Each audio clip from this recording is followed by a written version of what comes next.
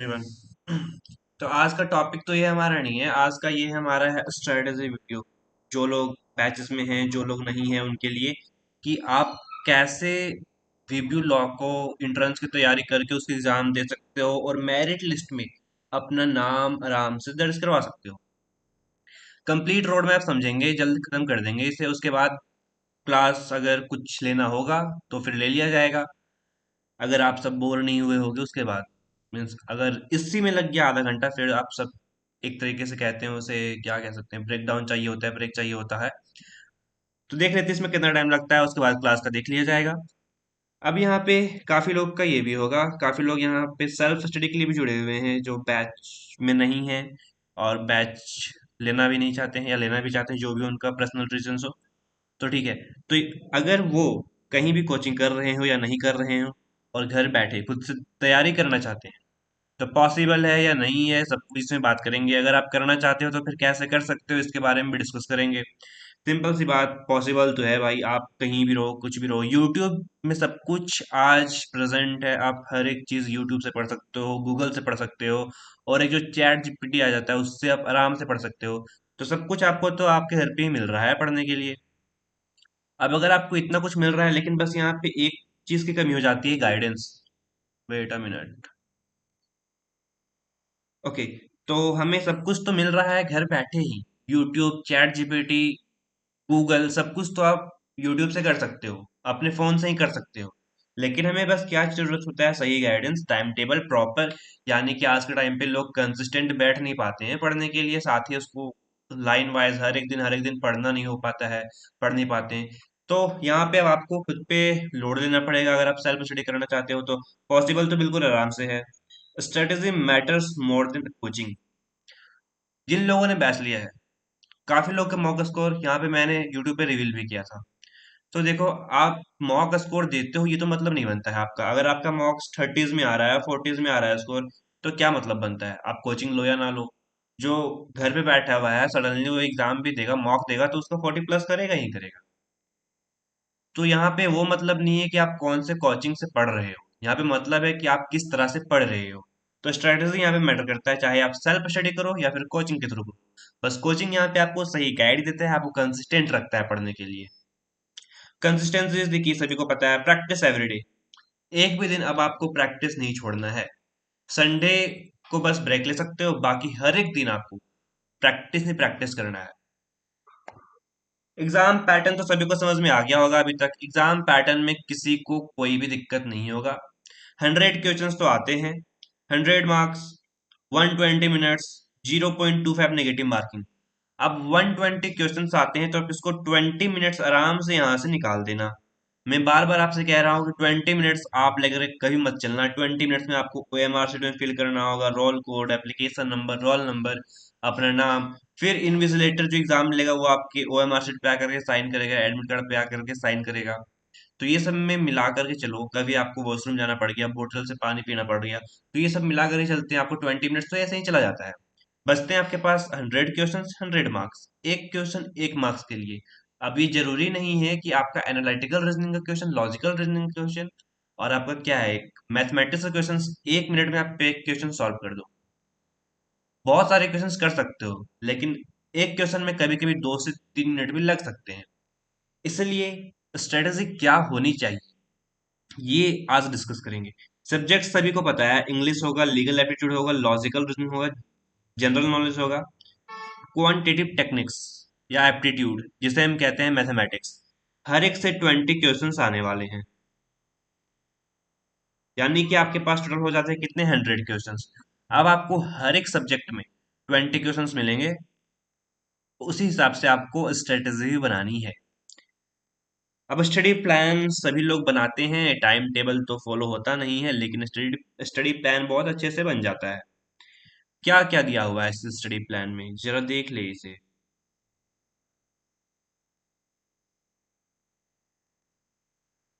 Plan your day the night before, golden rule for everyone. अभी रात को सोओगे आप, 10 बजे सोते होगे, 11 बजे सोते होगे, या फिर क्लास जैसे खत्म होगा वैसे ही सो गए 9 बजे तक। तो फिर आपको बस यही काम करना है। आप अभी तो ये वीडियो देख लोगे, इसके बाद सिलेबस क्या है पूरा, इसका मैंने वीडियो ऑलरेडी यूट्यूब पे अपलोड कर दिया है। तो आप सिलेबस क्या है उसको नोट डाउन करो अपनी नोटबुक में। उसके बाद कल का नहीं, पूरे कम से कम यहाँ पे 1 वीक का, जो यहाँ पे स्टडी प्लान यहाँ पे एक नोटबुक जैसा लेना है आपको। 1 वीक का आपको ये नहीं लिखना है कि कौन से दिन में आप क्या करने वाले हो। आपको ये डिसाइड करना है कि 1 वीक में आपको कितने सिलेबस कितने टॉपिक्स कंप्लीट करने हैं। अगर आप एक ही टॉपिक करना चाहते हो तो एक ही लिखो, अगर आप 5 कराना चाहते हो तो 5 लिखो, लेकिन ध्यान रखना कि 1 वीक में कंप्लीट हो जाना चाहिए। अब इस 5 टॉपिक को आप एक दिन में कवर करो या फिर 7 दिन में कवर करो, ये आप पर डिपेंड करता है। लेकिन आज सोने से पहले कर लेना इसे। अब 5 to 6 आवर्स ये तो देने ही हैं सभी को, क्योंकि कंपटीशन तो आप देख सकते हो, 120 सीट्स ही है। अब आपको इसे लेना है तो थोड़ा पढ़ना ही पड़ेगा। बाकी 5 to 6 आवर्स बहुत ही कम है, आप इतना देखोगे तो इतना तो आप फोन का आपका एक्टिव आवर ही चला जाता होगा, 5 से 6 घंटे। अब इस 5 से 6 घंटे में अब जो लोग बैचेस में हैं उनके लिए क्या 8 घंटे हो जाएंगे? नहीं भाई, आप 6 घंटे अगर आप पढ़ते हो तो आपका यहाँ पे 2 घंटे क्लास के लिए रखो, यानी कि आपको 4 घंटे प्रॉपर पढ़ना है खुद से। इसमें आपका डीपीपी सॉल्व करने का नहीं आएगा, उसका आप अलग रखो। सेक्शनल सॉल्व करने का नहीं आएगा, उसका आप अलग रखो। Divide the subject wise, give proper time to each subject. Revise every day, हर दिन रिवाइज, हर चीज नहीं करना है। हर दिन रिवाइज बस एक चीज करना है, और वो है आपका जीके और करंट अफेयर्स। स्टे कंसिस्टेंस, ठीक है। कंसिस्टेंसी देखिए मैंने शुरू में ही बताया आपको, हर एक दिन कुछ ना कुछ तो पढ़ो, और जीके आपको संडे को भी नहीं छोड़ना है, रिवाइज करना ही करना है। जीके और करंट अफेयर्स एक ऐसा चीज है जिसको आप कभी भी भूल सकते हो, थोड़ा सा के देरी में आप उसे भूल जाओगे। आप आज पढ़े, उसके बाद आप 7 दिन बाद उसे पढ़ते हो, आपसे कोई पूछ लेता है तो शायद कुछ ही चीजें होंगी जो आपको याद रहेगी, बाकी आप भूल जाओगे। तो ये आपको रखना है अपना स्टडी प्लान में। अब हमारे पास क्या है एवरीडे में आप क्या क्या प्रैक्टिस कर सकते हो।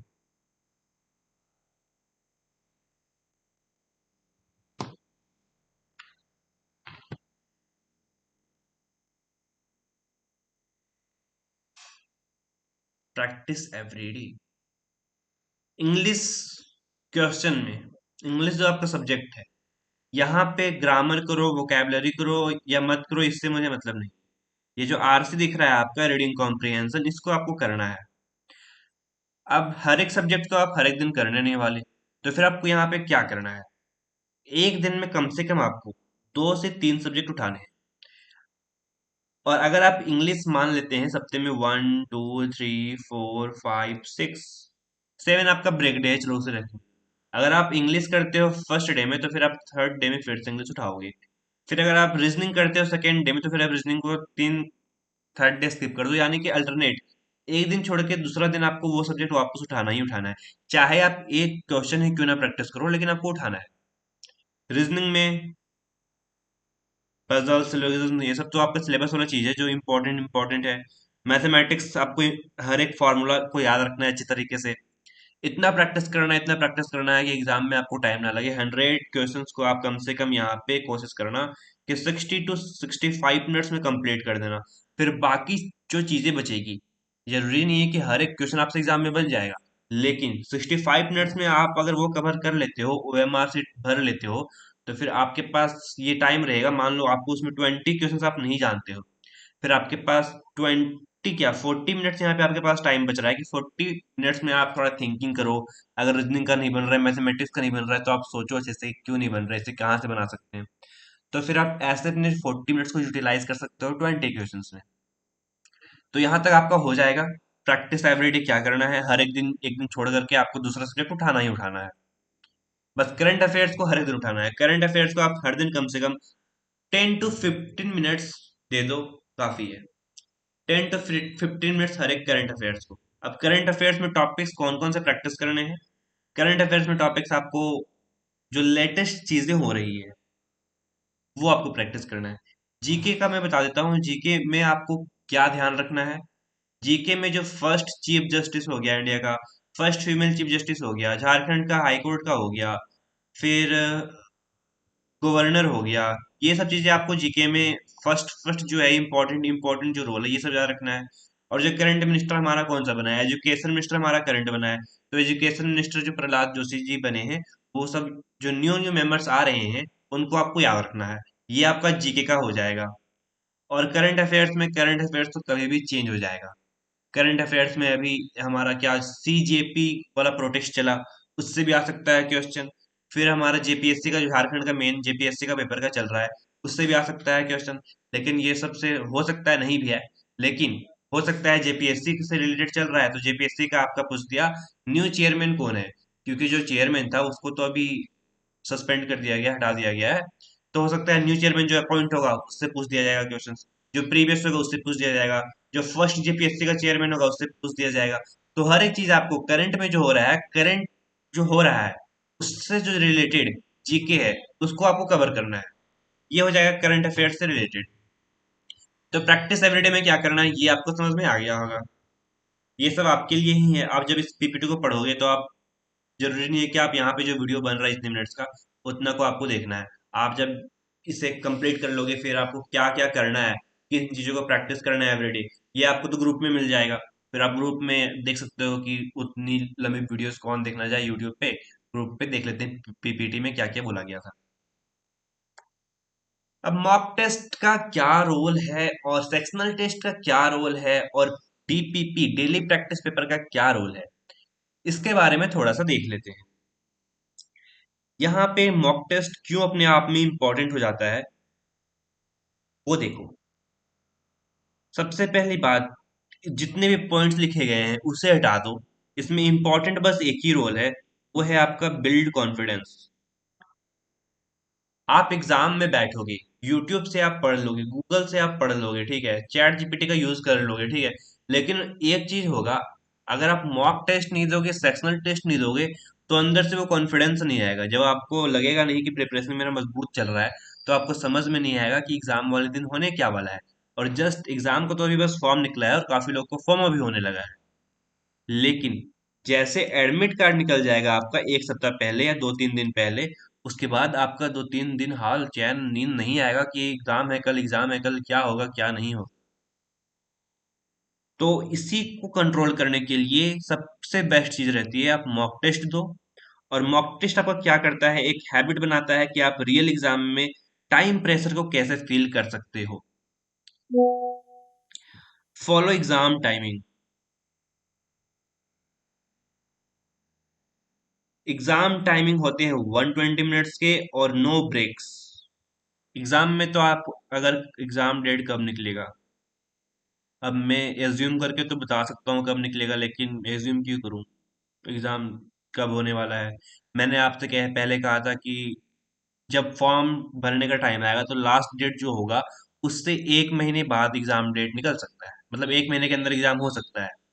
लेकिन इसमें ये सीन होता है, लास्ट ईयर आप देखोगे तो लास्ट ईयर में भी एग्जाम फॉर्म भरने का डेट बढ़ाया था, उसके बाद एग्जाम लिया था। तो हम ये देखेंगे 17 तारीख को, 18 तारीख को जब हमारा लास्ट डेट रहेगा, अगर उसके बाद भी एग्जाम फॉर्म भरने का निकलता है, डेट एक्सटेंड करता है, उसके बाद हम एग्जाम डेट कब होगा इसको एज्यूम करके चलेंगे। ठीक है। अब 120 मिनट्स का प्रैक्टिस तो आपको करवाया जा रहा है। Avoid guess work. मैंने आपको बताया जब भी आप टेस्ट दो, कुछ भी दो, गेस वर्क आपको कभी नहीं करना है। तुक्का इसे कहते हैं, आपको कभी नहीं लगाना है।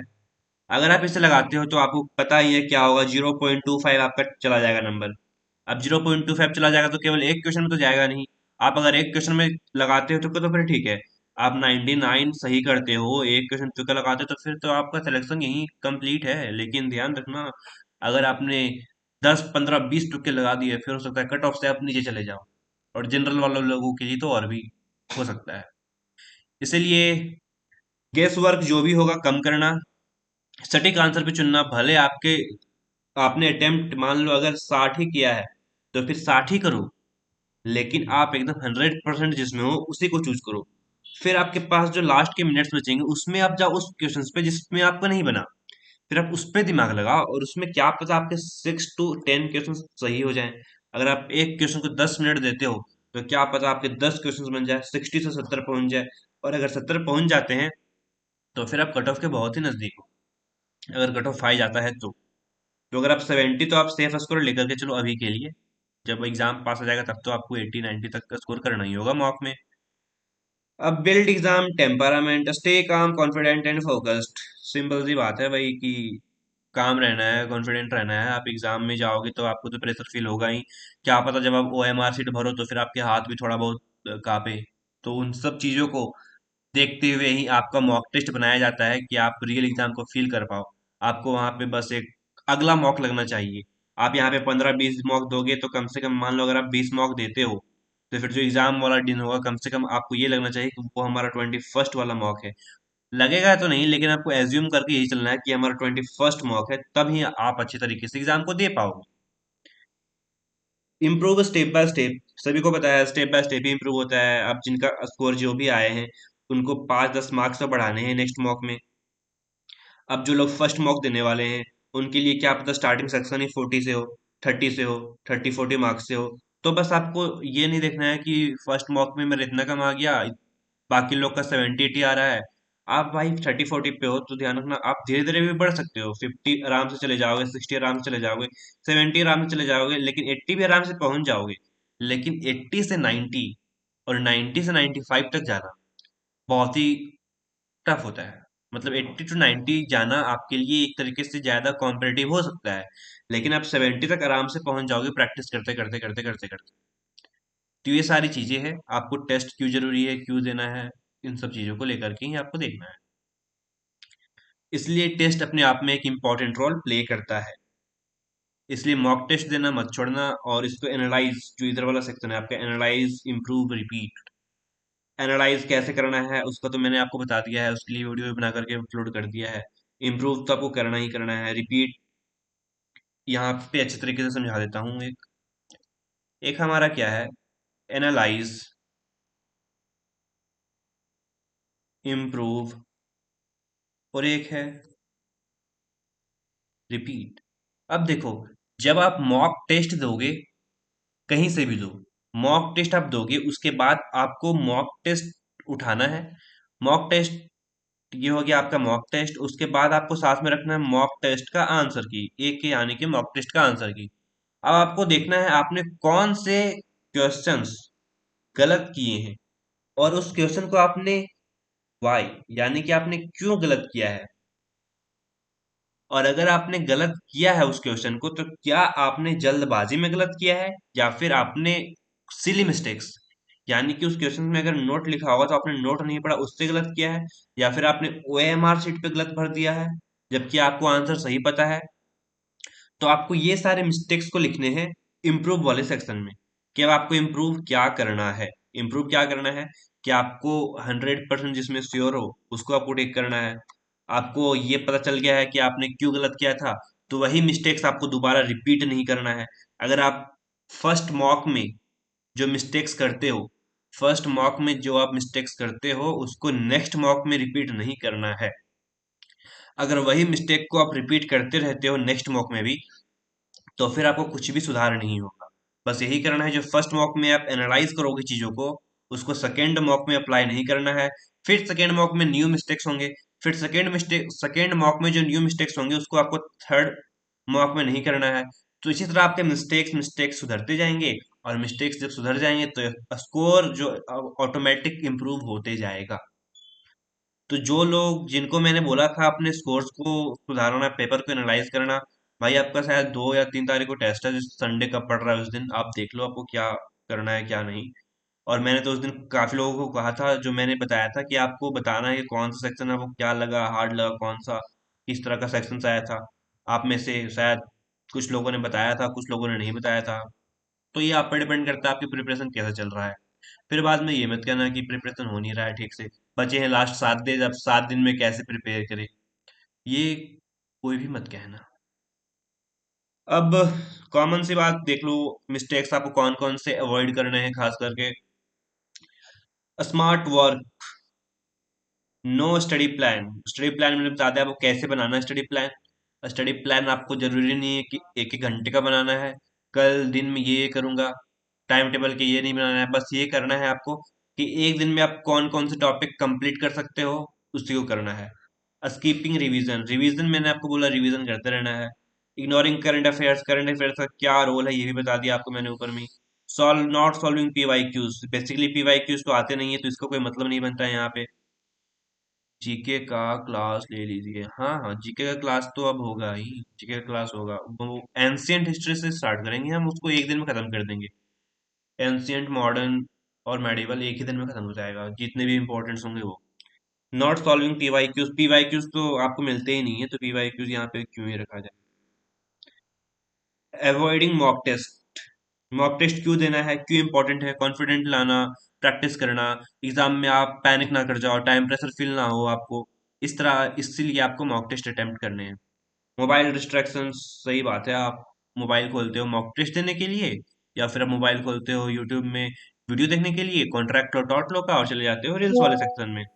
अब रील्स वाले सेक्शन में अगर आप चले जाते हो, तो फिर रील्स वाले सेक्शन में जाने के बाद क्या होता है, 2 घंटे, 3 घंटे, 4 घंटे, 5 घंटे बीत जाते हैं। इसलिए मोबाइल डिस्ट्रैक्शन को कुछ दिनों के लिए कम कर लो, करो, लेकिन 7 घंटे पढ़ करके मोबाइल चलाओ ना, 7 घंटे पढ़ो फिर 4 घंटे मोबाइल चलाओ। ठीक है। अब यहाँ पे एक और चीज मैं बता देता हूँ कि जो लोगों को प्रैक्टिस सीट नहीं मिल रहा है मेरे साइड से, या फिर जो लोग प्रैक्टिस खुद से करना चाहते हैं, वो क्या कर सकते हैं। एक और बात मैं आपको यहाँ पे बता देना चाहता हूँ क्लियरली, देखो, हर एक सब्जेक्ट में 20 मिनट्स मीन्स 20 क्वेश्चंस तो आने ही वाले हैं। यहाँ पे हमारा कौन सा सेक्शन था, देखो, सब्जेक्ट्स में, हर एक सब्जेक्ट में आपको 20 क्वेश्चंस तो आने ही वाले हैं। 20 क्वेश्चंस हर एक सब्जेक्ट में आएंगे, सभी को पता है। अब यहाँ पे इस बात का ध्यान रखना है, इंग्लिश में आपको इस चीज को नोट डाउन कर लेना सभी लोग। English, legal aptitude, logical reasoning, general knowledge, quantitative techniques. कौन कौन से सब्जेक्ट है ये मैं आपको बता देता हूँ। पहला हमारा क्या था, इंग्लिश। फिर हमारा क्या है दूसरा में, लीगल एप्टीट्यूड, यानी कि ले लेते हैं इसे LA। फिर ले लेते हैं एनालिटिकल रीजनिंग। फिर है हमारा करंट अफेयर्स एंड जीके। फिर है हमारा QT, यानी कि क्वांटिटेटिव टेक्निक्स, मैथमेटिक्स। अब देखो, आपको सेक्शनल जो हमारा टेस्ट होने वाला है 3 तारीख या फिर 4-5 तारीख से, जो भी है शेड्यूल में, उसमें आपको मिलने वाले हैं 25 क्वेश्चंस हर एक सब्जेक्ट से। हालांकि आपके एग्जाम में तो 20 आएगा, लेकिन प्रैक्टिस ज्यादा करने के लिए आपको दिए जा रहे हैं 25 क्वेश्चंस। तो देखो, 25 क्वेश्चंस जो आपको मिलेंगे, वीक में 2 बार ये आपको मिलता रहेगा। तो 25 क्वेश्चंस जो हर एक सब्जेक्ट का मिलेगा, एक वीक में 2 सब्जेक्ट का मिलेगा, तो 25 क्वेश्चंस जो मिलेंगे, उसमें आपको इंग्लिश में आपको देना है 16 मिनट्स। अभी स्टार्टिंग है तो ले लेते हैं 16 to 18 मिनट्स। इससे ज्यादा आपको 25 क्वेश्चंस में नहीं लगाने हैं। अगर आप 25 क्वेश्चंस 18 मिनट में भी सॉल्व कर लेते हो, तो आपको एग्जाम में 20 क्वेश्चन सॉल्व करने में टाइम नहीं लगेगा। फिर लीगल एप्टीट्यूड में आपको मान लेते हैं कुछ अगर बेस्ड वाले क्वेश्चंस आ गए, क्वेश्चन बेस्ड, या फिर एग्जाम्पल टाइप के, कि रोहित ने इसको कार बेचा फिर उसने एक्सेप्ट किया, तो इसे इसको पढ़ने में समझने में टाइम लग सकता है। तो फिर लीगल एप्टीट्यूड में आपको मिलेंगे केवल 20 मिनट्स। 25 क्वेश्चन की मैं बात कर रहा हूँ अभी, केवल मिलेंगे 20 मिनट्स। फिर एनालिटिकल रीजनिंग में आपको मिलेगा, थोड़ा सा ज्यादा है तो इसको सॉल्व करने के लिए 25 to 28 मिनट्स दे सकता हूँ 25 क्वेश्चंस के लिए। अभी स्टार्टिंग है तो फिर मान लेते हैं एनालिटिकल रीजनिंग अपने आप में थोड़ा सा बड़ा होता है, तो फिर 30 मिनट्स ले लो भाई, कोई दिक्कत नहीं है 30 मिनट्स इसमें जाने में। लेकिन 30 मिनट्स में हर एक क्वेश्चन आराम से हो जाना चाहिए, सटीक सटीक सटीक। 30, 50 और यहाँ पे ले लेते हैं 20, तो कितना मिनट हो गया, टोटल 17 मिनट तो यहाँ पे चले गए। अब बचे हैं केवल 30 मिनट। आपको करंट अफेयर्स और जीके दोनों मिलाकर के केवल आपको मिलेंगे 10 मिनट। अब 10 मिनट इसमें क्यों मिलेंगे, क्योंकि जीके और करंट अफेयर्स तो आपको वही पता होगा जो आपको 100% श्योर हो गया आप। इंग्लिश में आप ऑप्शन से निकाल सकते हो, लीगल रीजनिंग में आप थोड़ा बहुत समझ सकते हो, एनालिटिकल रीजनिंग में अपना दिमाग यूज करके आंसर निकाल सकते हो। लेकिन करंट अफेयर्स और जीके तो आपको 100% आप श्योर होगे, उसी को तो आप टिक करोगे। इसीलिए करंट अफेयर्स और जीके में तो आपको टाइम ही नहीं लगना चाहिए। पढ़ा, who is the prime minister of India, tick. इसमें तो टाइम ही नहीं लगाना है कि कौन सीट कर रहा है, रीजनिंग का तो दिमाग ही नहीं लगाना है। इसलिए 10 मिनट्स के अंदर आपका करंट अफेयर्स एंड जीके हो जाना चाहिए। अब क्यूटी के लिए आपको मिलते हैं यहाँ पे आराम से 20 मिनट्स बच जाते हैं, तो आपको कितना हो गया यहाँ पे, 20, 30, 30 मिनट्स, और यहाँ पे 30, और इधर कितनी हो गया, 1 आवर यहाँ हो गया, और 20, और इधर 20, 40। मतलब 1 आवर 40 मिनट्स यहाँ चले गए, यानी कि टोटल 100 मिनट्स यहाँ पे आपको मैंने टाइम टेबल बता दिया है कैसे कैसे क्या क्या करना है।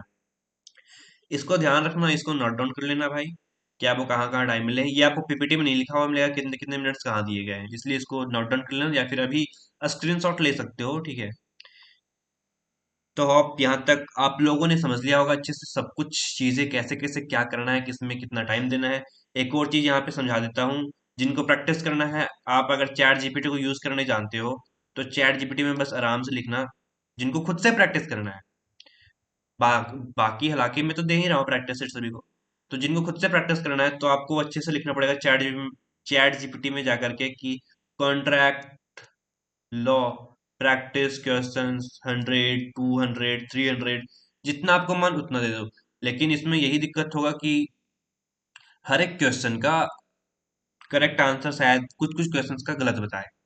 अगर आपके पास chat GPT plus pro version है तो फिर आपके हर एक आंसर सही बताएंगे। लेकिन जो फ्री वाला चैट जीपीटी है उसमें मैंने देखा है, काफी ज्यादा यूज भी किया हूँ उसे, तो फिर उसमें कुछ कुछ सेक्शंस आपको गलत बता सकते हैं। इसलिए अगर आप इससे प्रैक्टिस करते हो तो फिर साथ ही आपको करना है क्या, गूगल से वेरीफाई करना है। तो ये थोड़ा लंबा प्रोसेस है, लेकिन अगर आप खुद से करना चाहते हो तो फिर ये आप कर सकते हो। लेकिन जो हमारे बैचेज में उनको ये जरूरत नहीं है। आपको एक्स्ट्रा चाहिए होगा तो मैंने आपको बोला है एक्स्ट्रा भी मिलेगा। अब यहाँ तक हमारा हो गया। स्मार्ट टिप्स टू सक्सेस क्या है, बेसिक चीजें, कंसिस्टेंट रहना है, focus on accuracy, learn from mistakes जो मैंने आपको ऑलरेडी बता दिया है, शॉर्ट नोट्स आपको बनाना है जो मैंने बताया आपको, स्टिकी नोट्स पे छोटे छोटे सेक्शंस को चिपका करके रखना है, डेली उसे रिवाइज करना है, practice under the limit, speed plus accuracy high score, track your progress. Mock test का एक आपको डायरी बनाना है, जिन लोगों ने नहीं बनाया है वो बना ले भाई। मॉक टेस्ट का किस किस में मैंने आपको दिया हुआ है पीडीएफ, ये तो जो कोर बैच में है फ्री वाले उन लोगों को भी मैंने पीडीएफ वो भेजा है कि आप कौन कौन से सेक्शंस को यूज कर सकते हो। मॉक टेस्ट देने के बाद आप एनालाइज करने के बाद आप कहाँ कहाँ उसे लिख सकते हो, सब कुछ मैंने आपको पीडीएफ में प्रोवाइड किया है।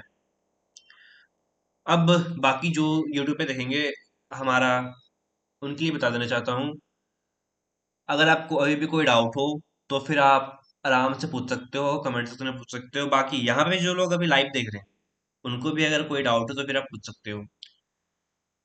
यूट्यूब चैनल सभी को पता है, जिन लोगों ने नहीं किया वो कर दे, अच्छे रहेगा वैसे भी। इंस्टाग्राम पे अपने लीगल डाउट्स को लेकर के आओ, और व्हाट्सएप पे आप अपने बैच के डाउट्स को लेकर के आओ। दोनों के हैंडलर हैं यहाँ पे। अब यहाँ पे क्या क्या डाउट्स आए हुए हैं, किसको एक्स्ट्रा क्वेश्चंस चाहिए था मुझे मैसेज कर देना, मीडियम हार्ड लेवल क्वेश्चंस।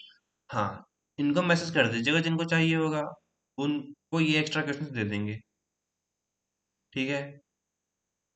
भैया प्रीवियस ईयर पेपर से क्वेश्चंस आप बताइएगा क्या। प्रीवियस ईयर जो मेरे पास है उसमें से वही क्वेश्चंस में से जितना मेरे पास है, हर एक साल का तो नहीं है, लेकिन जितना मेरे पास है उसी में से आपको मॉक टेस्ट में बिठा करके दिया जाएगा। ये आपको नहीं बताया जाएगा कि प्रीवियस ईयर क्वेश्चंस में कौन सा क्वेश्चन प्रीवियस ईयर का था, क्योंकि ये ऑफिशियली रिलीज होता नहीं है तो मैं ऑफिशियली इसे बताऊंगा नहीं। और ये तो मुझे भी नहीं पता कि मेरे पास है भी नहीं, क्योंकि यहाँ पे क्लेम करना सही नहीं है। सो वीडियो को एंड करते हैं, बाकी आप अपने डाउट्स जो भेजे हैं उनका भी सॉल्व कर दिया जाएगा यहाँ पे।